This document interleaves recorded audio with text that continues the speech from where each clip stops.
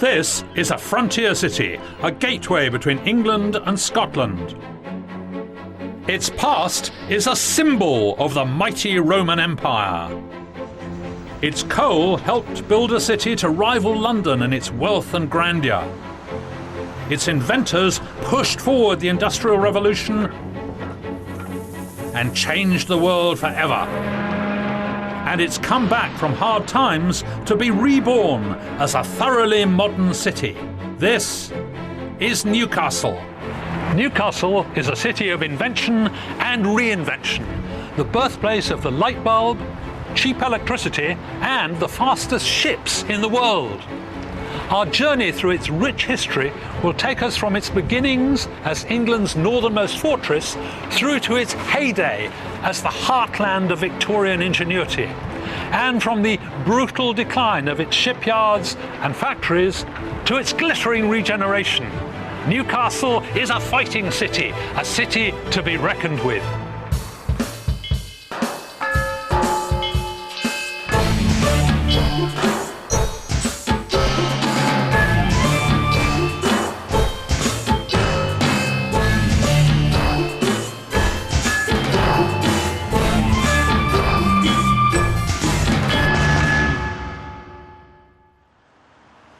Newcastle's bridges are among its best-known features, all different and each one an amazing feat of engineering. The swing bridge, the double-decker high-level bridge, the Gateshead Millennium tilting bridge, and the best way to see them is by boat.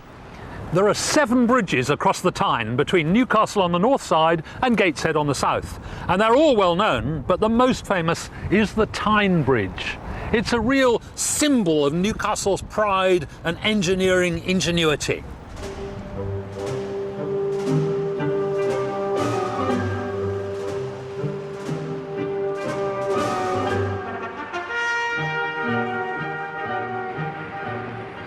The steel and granite bridge spans 531 feet.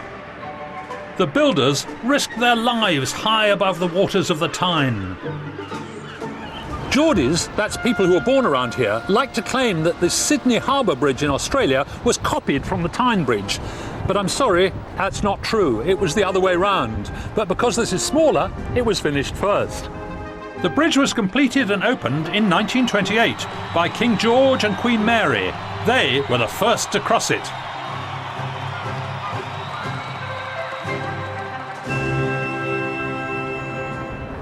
The Tyne Bridge is a real symbol for Newcastle and indeed the whole of the North East, but it's not the first bridge that crossed the Tyne. That was built 1900 years ago. Newcastle is in the northeast of England. It lies about 10 miles west of the mouth of the River Tyne, located at the point where the river narrows. And it was here that the Romans built the first bridge across the river. At this point, the banks of the river are fairly steep, and the Romans built a fort to defend their bridge on the highest bit of ground, there where the castle is now. And that's part of a whole string of forts that stretches right across the country, linked by the most important structure the Romans put up in Britain, Hadrian's Wall.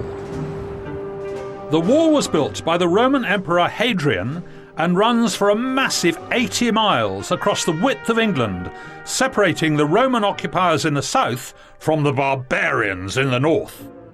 A truly amazing structure.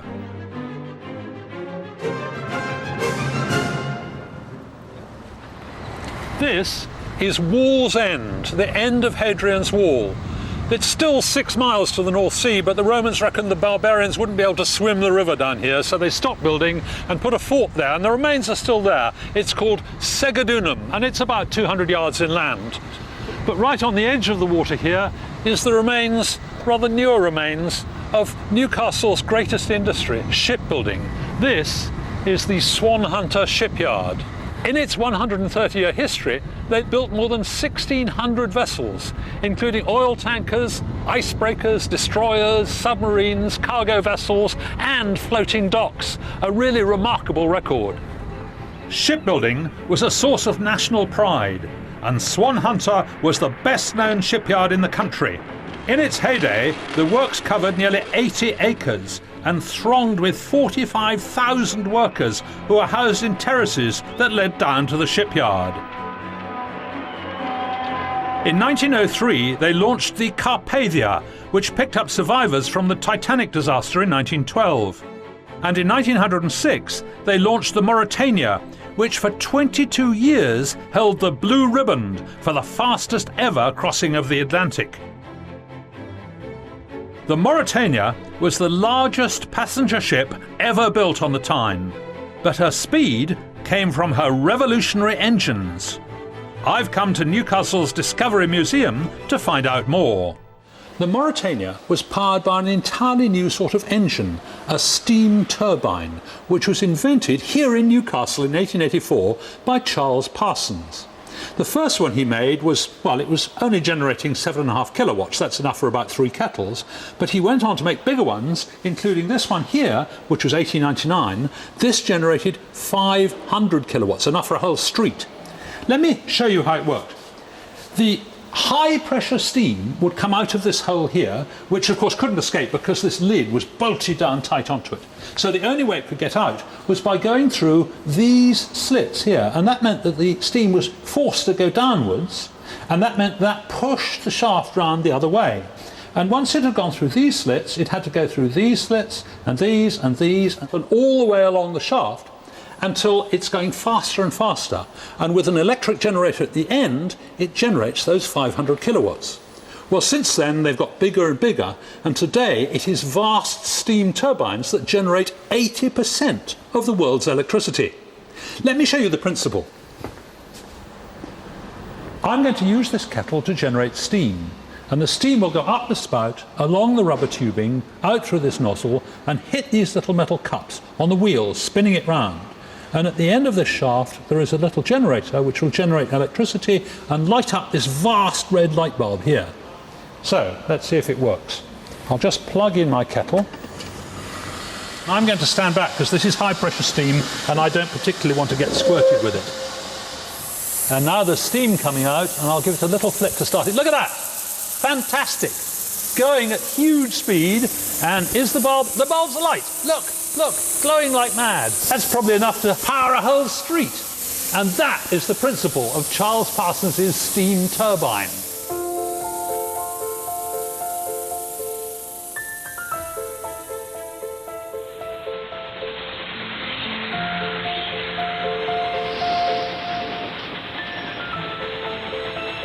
To showcase his new invention, Parsons built an experimental vessel, the first ever steam turbine-powered boat, the Turbinia, which is now on display at Newcastle's Discovery Museum.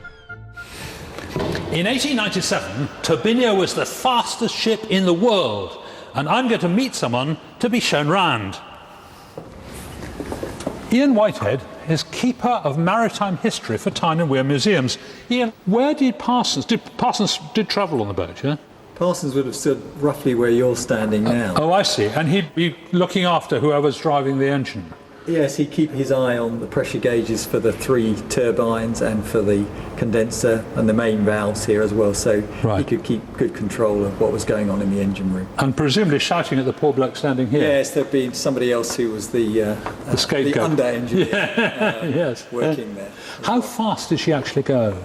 Eventually she reached 34.5 knots, about 40 miles an hour. Wow, that's very quick, isn't it? That's about what today's huge cruise liners do, isn't it, at max? Absolutely, max, yeah, they mostly keep under 30 knots, I think, when they're going. Brilliant. Oh, well, that's wonderful. Thank you very much indeed. Terrific. Pleasure. I love this ship. Could we just go for a little run down the Tyne? It takes us a minute to cut her loose of her moorings, Adam, but I'm sure we can. Excellent, excellent. I look forward to it.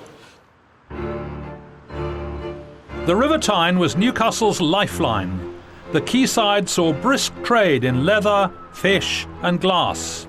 But medieval Newcastle's growing prosperity was destroyed by the border wars between Scotland and England. However, it was saved by its wealth of rich minerals that lay all along the banks of the Tyne. The history of Newcastle is inextricably linked to coal. It was coal that made Newcastle the industrial giant it is. The Industrial Revolution was powered by coal, and Newcastle was the most important port. And that was mainly because all along the banks here there were rocky outcrops of the stuff. You could walk along, kick the ground, and there was coal. And because it was by the river, it was easy to transport to wherever it was needed. Back before the Industrial Revolution, medieval London was suffering from a fuel crisis. Forests in the south had all been cut down, and as early as the 14th century, Newcastle was shipping coal to the capital to be used as fuel instead of wood. A royal act in 1530 gave the port of Newcastle a monopoly on all coal shipments from the Tyneside area, and this meant the city began to rival London in its wealth, and its population grew to 10,000.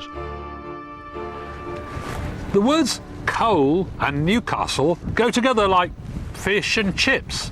In fact, if you're asked to do something totally pointless, you say, that's like carrying coals to Newcastle. And do you know that expression was first recorded in 1538? Until 200 years ago, when the river was dredged, seafaring ships couldn't sail along the Tyne to Newcastle because it was too shallow. Smaller vessels called keels had to ferry the coal out to waiting ships. For hundreds of years, the trade of the keelmen was vital to the coal industry. Wheelman the keel row, the keel row, the keel row. Wheelman the keel row that my laddie's in.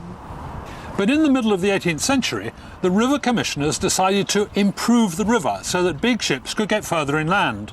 And then they built great big staiths, wooden piers that projected out into the river so that they could deliver the coal straight into the holds of the coal ships, the colliers. Then, of course, the keels weren't needed anymore, and the keelmen all lost their jobs. These are Dunstan staiths. They were built in 1890, and they were the last working staiths on the Tyne. Allegedly, this was the biggest wooden structure in Europe, and it's certainly quite substantial. At its peak in the 1920s, Dunstan Staiths was shipping an average of 140,000 tonnes of coal every week on vessels bound for London and the continent. More than 20 million tonnes of coal and coke were exported from the River Tyne. To satisfy the demand for coal, mining had moved away from the river to deep pit mines in the hilly terrain of the surrounding countryside. But how did they begin to transport this coal from the mines to the river? Solving the problem of transporting Newcastle's black gold drove forward the development of steam locomotives like this one and ushered in the glorious railway age of steam. And I'm off to see the rocket, the most famous engine of the steam age.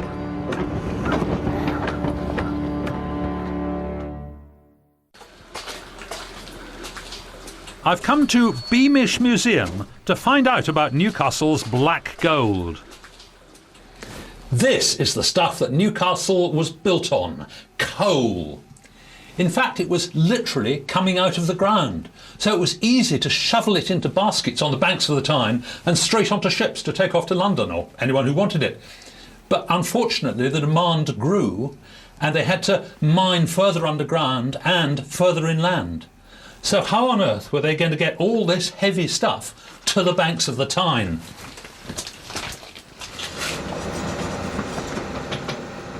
And here's the answer. These great big coal wagons called chaldrons, which amazingly were pulled by horses. And they were pulled on the 17th century Newcastle roads, but not regular roads, these were railroads. These were the first railways in the world. The Newcastle roads were built first of wood and later of iron.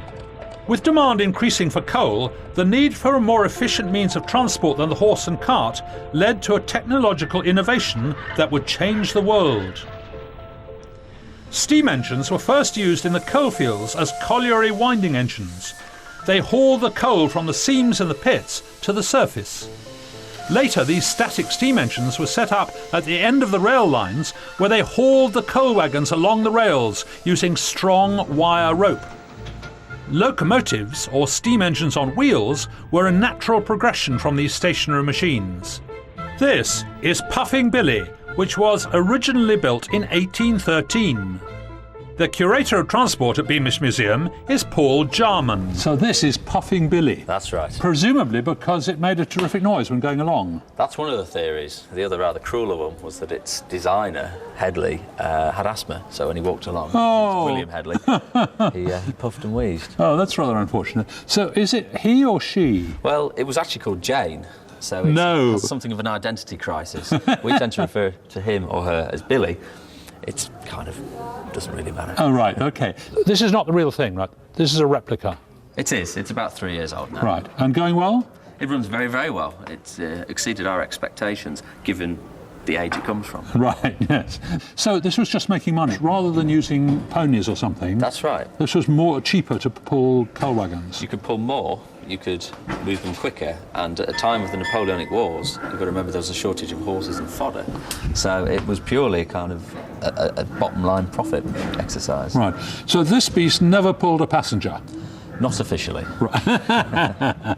You mean people would jump on for the ride? They would. And there's stories that it took on payday the miners down to the pub and so on. You know, they would ride the coal trucks. So booze cruising, I suppose, you might call it. Excellent.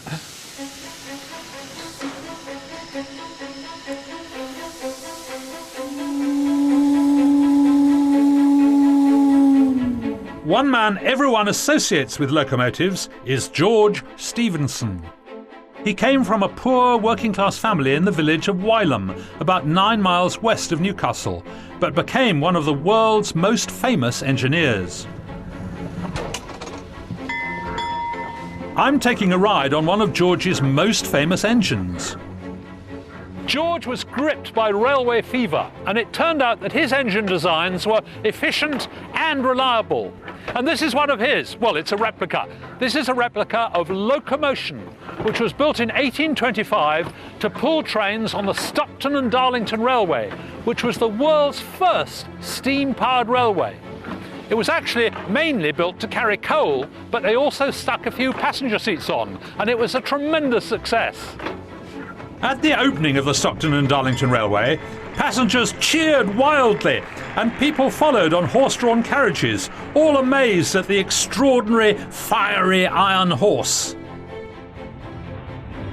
Locomotion was built at Stephenson's factory in Newcastle on South Street, which opened in 1823. It was the first ever locomotive factory in the world. Over 70 years, these works produced 3,000 steam engines.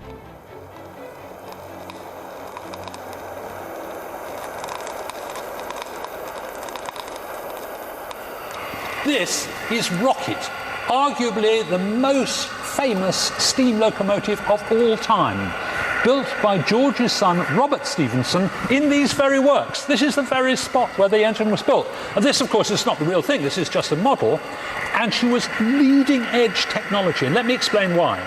The coal from here was burnt in the firebox, this black thing here at the back. And all the hot gases and smoke went through the boiler, this yellow boiler, into the smoke box at the front here, and then up the chimney. And between here and here, there were 25 brass tubes, 3 inches in diameter.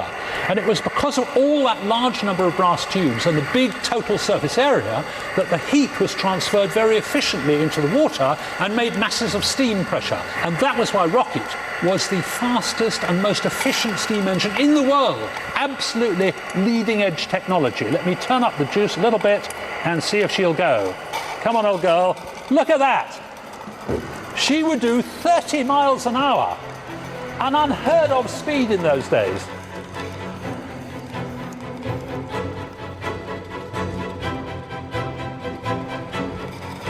Yeah! Wow! Look at that speed.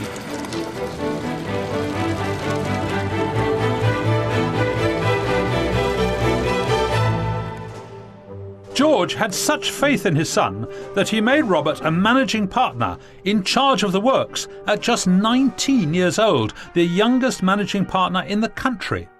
The works produced not just steam locomotives, but marine and colliery engines. They even built a rail river ferry to take trains across the Nile. Even though Stephenson's works had been making locomotives for passenger railways for a good 20 years, it wasn't until 1849 that the railway actually came to Newcastle. Until then, trains from London stopped at Gateshead, as no one could build a bridge across the steep gorge of the Tyne. Robert Stephenson solved this problem by designing the high-level bridge, a double-decker bridge for road and rail traffic. Remarkably, the bridge can withstand heavier modern trains and cars, and with a £38 million overhaul just completed, it's projected to last another 80 years.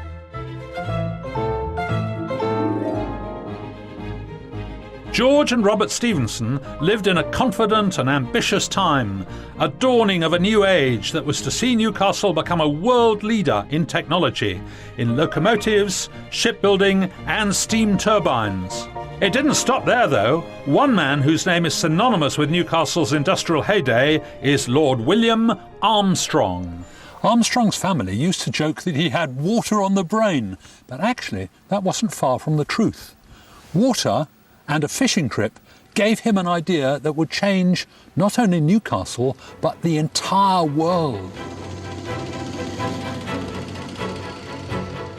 This engineering innovation would lead 100 years later to the most advanced tanks of our generation. And I'm off to see this one, the Titan.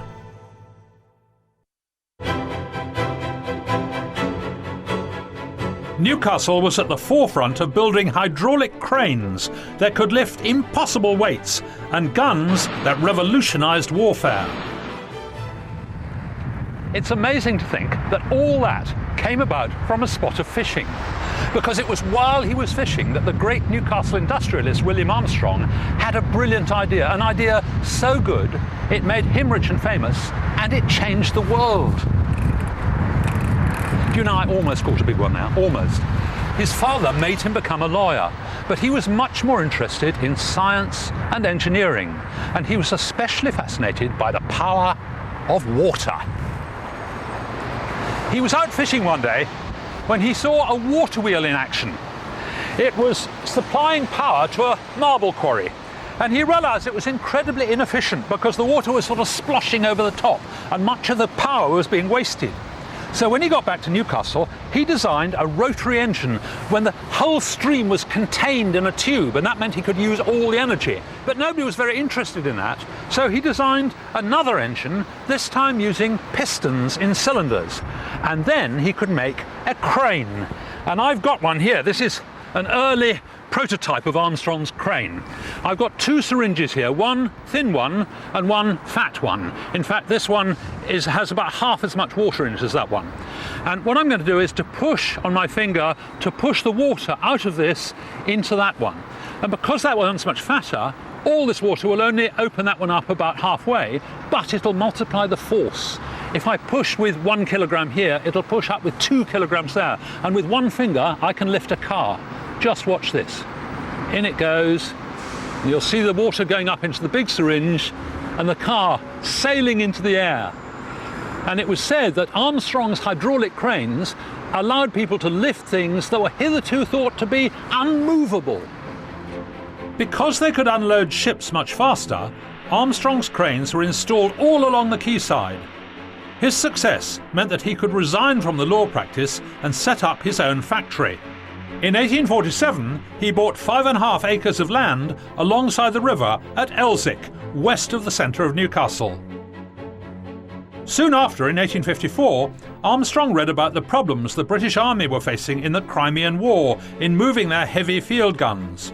He designed a lighter gun, capable of firing a shell 3 times the distance of guns twice its weight. The next phase of Armstrong's career had begun. He then turned to building naval guns, using his hydraulic expertise to ease the operation of these massive barrels. He teamed up with a shipbuilder in Low Walker, east of Newcastle Centre.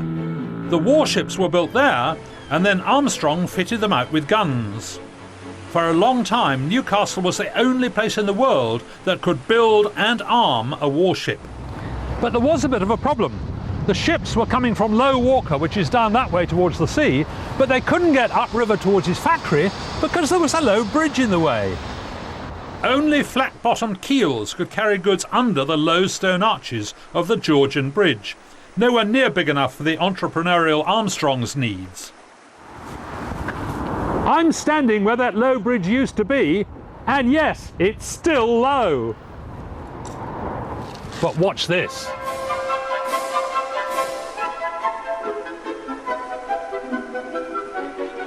To solve his problem and get the ships up to his factory, Armstrong built a new bridge, the Swing Bridge, in 1876. It can turn 360 degrees to let the ships pass.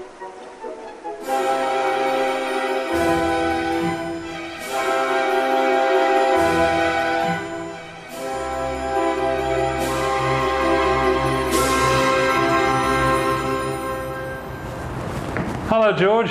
How's it going? Very well this week. Good, good. Now, can I take it the other half? Yes. Do you think I'm... Jump up and turn that handle Turn it which way? Towards me? towards you. Okay, like that. How far do I go? You'll feel it tighten up. Oh, yeah. Right, that's it. That's it?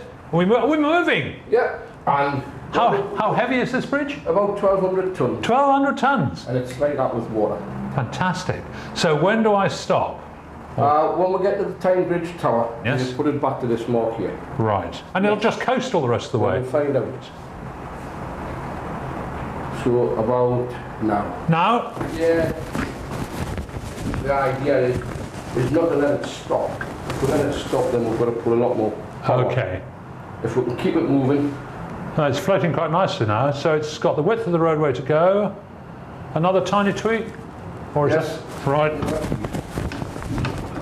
And off. If we're going to go too fast, you see, it doesn't know where to stop. We haven't got it properly trained after 140 years. Does the weather make a lot of difference? Yes, the weather alters things because of the oils and greases we use. Oh, okay. Tweak again. Right. Oh, I'm going the wrong way. Off. Just 1 mile fast. I bet it flies now. Nah, not with the skill of this driver. It's going beautifully. You're not going to get it. Ah, Yeah, let me do that. all right. You just got to touch it. No, just if I go past, it's my fault. We can't have the star presenter making a mess.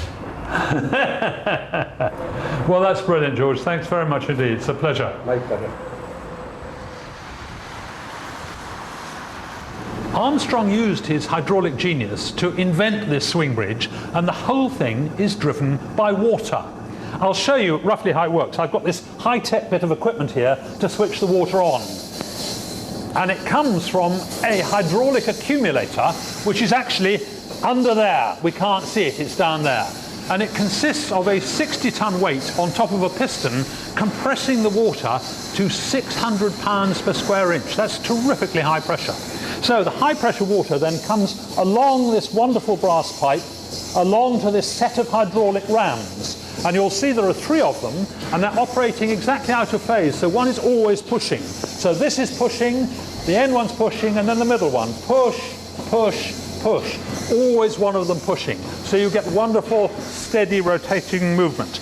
And if we then put this in gear, I'd have to move this along and get that cog meshing with the big one, then all these cogs would turn, and they in turn would move this. It's a rack and pinion system, and this is the rack, which is actually attached to the bridge. So it would be a water engine actually turning the bridge round physically. It's a wonderful system. The whole thing designed by Armstrong, and all this is his original gear. Wonderful.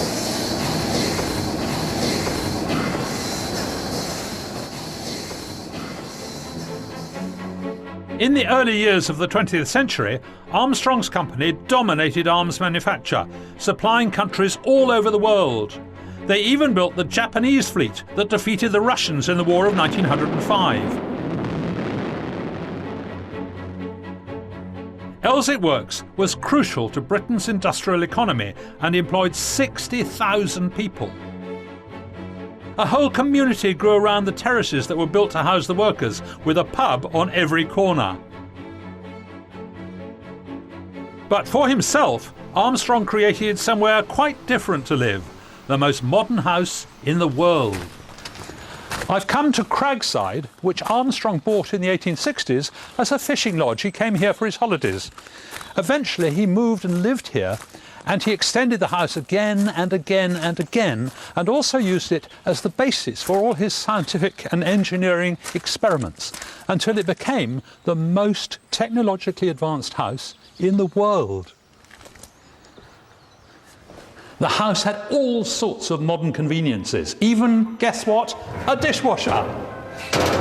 It so amazed his Victorian guests that they called this the palace of a modern magician. He designed an automated spit roasting device, operated by water, of course. A telephone. I don't think there's anyone there. Mind you, this was only an internal telephone because no other house in the country had one. A century and a half ago, there was even running hot water. And Craigside was the first house in the world to be lit by hydroelectricity. By damming the nearby rivers, Armstrong created lakes from which flumes and tunnels carried water at pressure down to the powerhouse that he built in 1886. The water came down into the powerhouse here through a great big pipe like that at a pressure of about 150 pounds per square inch. That's a lot of pressure. And it went into this turbine and spun this shaft. You'll see this shaft turning now as the water were going through it, although it would go rather quicker, of course, with 150 pounds per square inch of water. And here is his dynamo. This great box here was how he generated his electricity. He built this in 1886. And then he realised there was a bit of a problem, because if they had to stop the system for maintenance or something like that, all the lights would go out. So then in 1895, he added a second dynamo, and he used this to charge up a whole stack of batteries, like car batteries outside. And then they could run the lights for maybe a couple of days without having any hydropower. It's wonderful, isn't it? Let me show you the principle of Armstrong's turbine.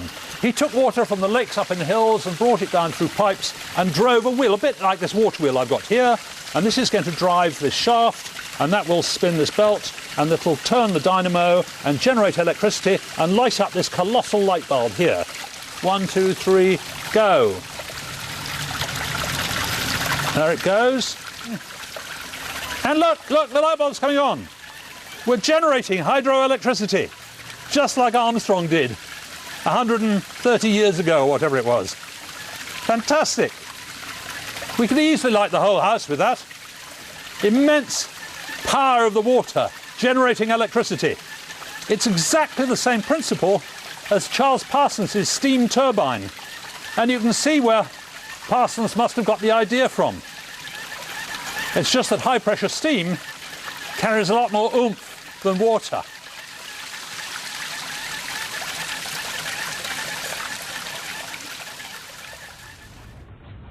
By the 1930s, the Armstrong Company's dominance of the arms trade was threatened by cheaper manufacturers around the world.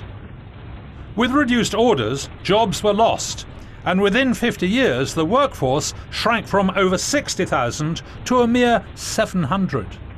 The demise of the works had grave implications for the once thriving local area.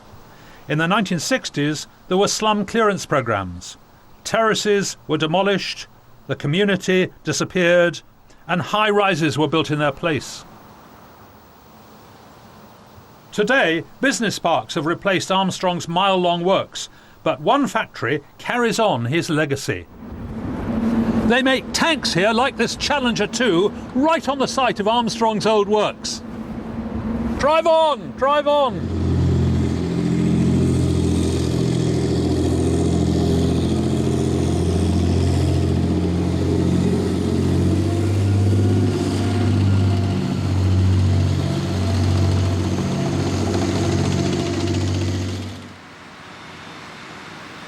This factory may look slightly different to Armstrong's, but when it was built 25 years ago, it was the largest open-plan factory in Western Europe, at 1/3 of a mile long. And they make all sorts of tanks.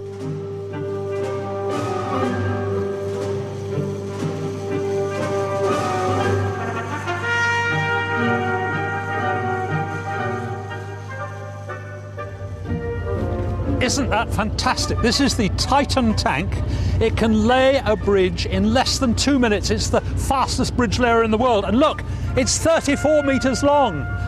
big enough, strong enough to take tanks over a 30-metre river. Absolutely amazing. These bits of string are extraordinary. This is Kevlar rope. It's not wire hawser, Kevlar rope, taking the whole way to the far end, but actually most of the work is done by hydraulics. It's a direct legacy of William Armstrong. This city has a rich history as the birthplace of great inventions. I'm going to find out about the Newcastle chemist who beat Edison to create the first light bulb in the world. This is one of the oldest buildings in Newcastle. There's been a castle here for ages, but when Henry II rebuilt it, they called it the Newcastle, and that's how the city got its name.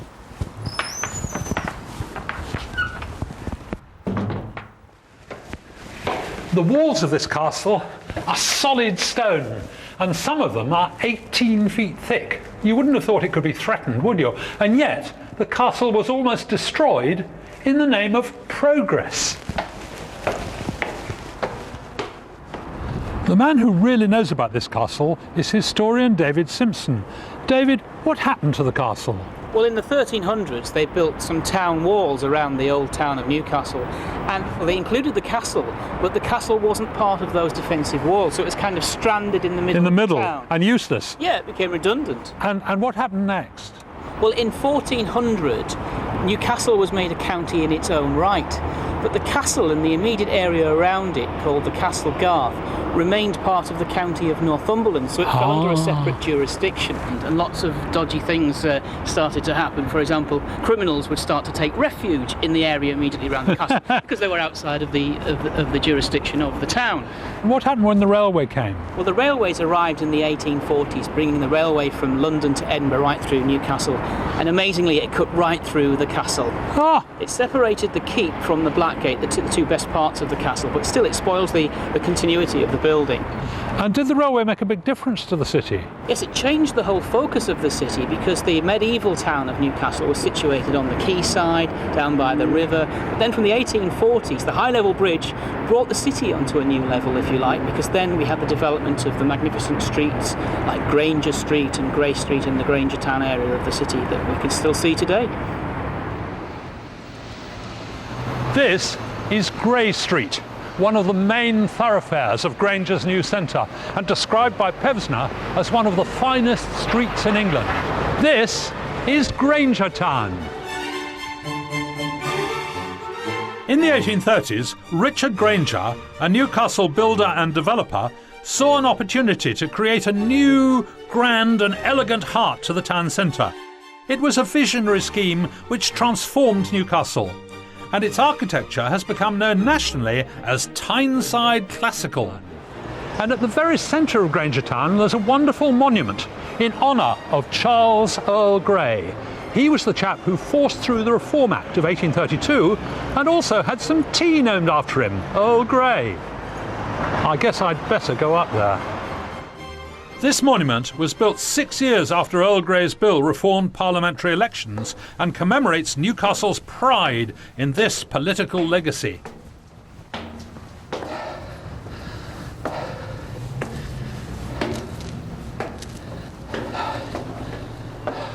They say there are 164 steps up here. It feels like about 1,000. But at least from the top, I should be able to see the whole of Granger Town. It took him only 8 years to build 600 buildings, and 40% of them are listed. And oh, I hate heights. I really hate heights.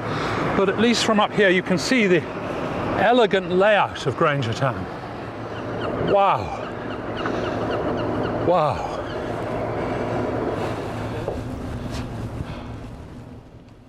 Granger built the Theatre Royal and the Granger Market, the best surviving example of a large covered market in the country. It's the size of 2 football pitches, and there's even a rare original Marks and Spencer's Penny Bazaar, one of their very first shops. Just round the corner at the bottom of Grey Street is Mosley Street, and this street was the first one in the world to be lit by an incandescent streetlight in February 1879. Shortly before this momentous day, the man behind this incandescent light bulb, Joseph Wilson Swan, had demonstrated his invention in the lecture theatre of the Newcastle Literary and Philosophical Society, commonly known as the Lit and Phil. This venerable institution had among its members all the great and the good of Newcastle, including our friends Lord William Armstrong, Robert Stevenson, Richard Granger and Earl Grey. It was built in 1825, and this fabulous library is the largest independent library outside London.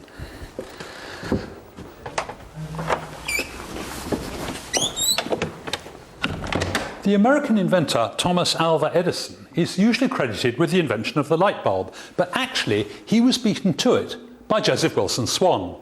Now, the critical thing about the light bulb is the filament in the middle. That's the bit of very thin wire which glows extremely hot and gives us our light. They had to make filaments of carbon, and they tried to do it by carbonizing fibres. Edison believed he could use natural fibres, bamboo particularly, but Swan realised he really needed artificial fibres, which would be exactly the same all the way along the length. And so he made the world's first artificial fibres. Well, the other thing they had to do was to get rid of the air, because if you heat up any filament in air, it'll burn out as soon as it gets red hot. So what they both did, Edison and Swan, was to encase the filament in a glass bulb and pump all the air out. So there was a vacuum and no oxygen to burn up the filament. Well, I'm going to try and demonstrate that, not with a vacuum, but using nitrogen. Now, here is my filament. You can just see it there, very, very fine tungsten wire I'm using because I don't have any carbonized natural fibres myself. And I'm going to take this pop bottle and pour liquid nitrogen into it. Now, this is very, very cold. And so when it hits the bottle, it'll start boiling. And you can see it boiling away in the bottom there because, as far as the nitrogen is concerned, the bottle's very hot. And after a few seconds, it will have evaporated enough to have blown all the oxygen, all the air out of the bottle. So with luck, this will be full of nitrogen, and there won't be any oxygen to burn up my filament. So I put the filament there into pure nitrogen, turn it round, switch on the current, and then gradually increase it. Oh, and you can see very quickly it glows orange, and with a bit more current, and it'll get very, very bright. About 1500 degrees, it's bright yellow heat, and it will probably go up to white hot. But let me just show you what happens if I take it out of the nitrogen. Are you ready for this? So it's in the nitrogen, it's in the nitrogen. I don't want to touch it on the side of the bottle, and there, and it burns out at once. It can't take the oxygen. So that was Joseph Wilson's brilliance, to make artificial fibres so they were absolutely uniform, and then to have a really good vacuum so they wouldn't burn out in the air.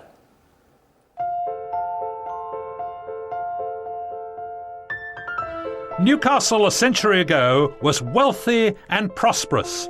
It was a city at the forefront of technological, industrial and engineering innovations. But 100 years later, Newcastle's crucial industries were gone. The region lost shipyards, coal mines and arms manufacture over generations of decline. At the end of the 1980s, unemployment in some areas was more than 50%. The city's decay was everywhere. But Newcastle and across the River Gateshead are cities reborn. Only a few decades ago, this quayside was practically derelict, but massive regeneration programs have entirely changed the area. And the most dramatic symbol of the regeneration is the Gateshead Millennium Bridge. The Gateshead Millennium Bridge was opened to the public in September 2001. It's the world's first and only tilting bridge. Good morning, ladies and gentlemen.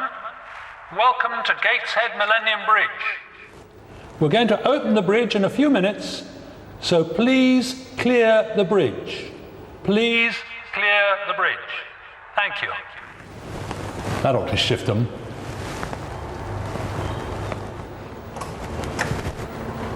Well, that wasn't very exciting, was it? Is that all? That's it.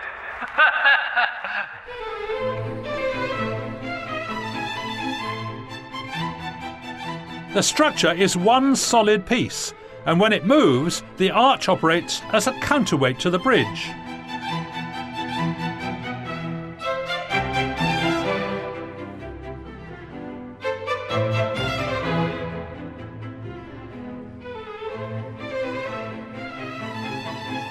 The whole quayside area is full of exciting new buildings. The Sage Concert Hall, the Baltic Art Gallery. And 10 years ago, the largest sculpture in Britain was built to announce Tyneside to the world. And appropriately, it was built on the site of an old coal mine.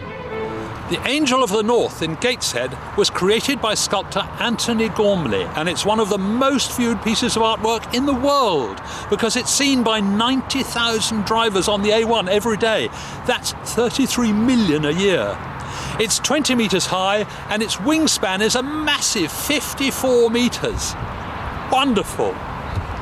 The Angel symbolises Tyneside's industrial past and its open arms welcome the future. In a moment on history, we reach the final part of David Starkey's profile of the Queen who died heirless, having raised England from obscurity to great power, Elizabeth I.